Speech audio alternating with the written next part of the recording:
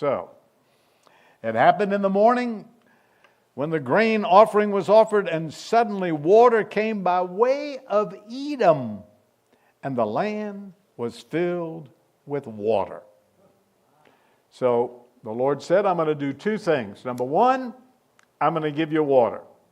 Number two, I'm going to give you victory. So at this point, the water came from Edom.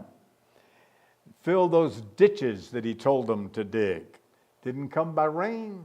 It came by Edom, which apparently might mean that there was rain or snow up in the mountains and it came down.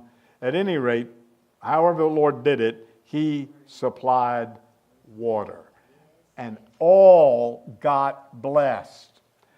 Now, why would God do this? Have I made that clear?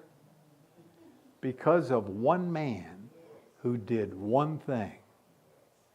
Jehoshaphat asked, what does the Lord say?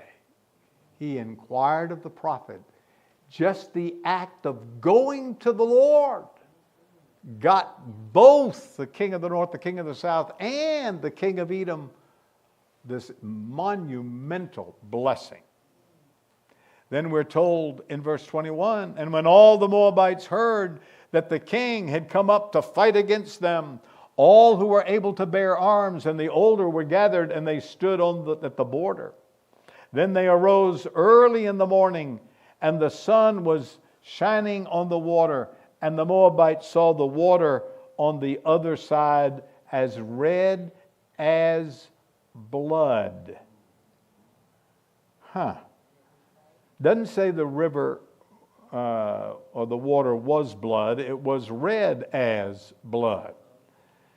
So that could have been caused, some have suggested, by the soil, or some have suggested that early in the morning the sun was shining on it to make it look red. Maybe it was both. At any rate, they thought it was blood. So they said, this is blood.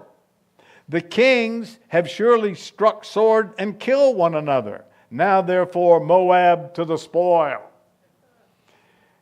I thought this was interesting. They apparently had heard that the king of the north and the king of the south were a little bit of an odds. And so when they saw this red, they thought, they turned on each other. They killed each other. So they're all dead. So what do? Well, let's just go pick up the spoils. Very common thing in the ancient world.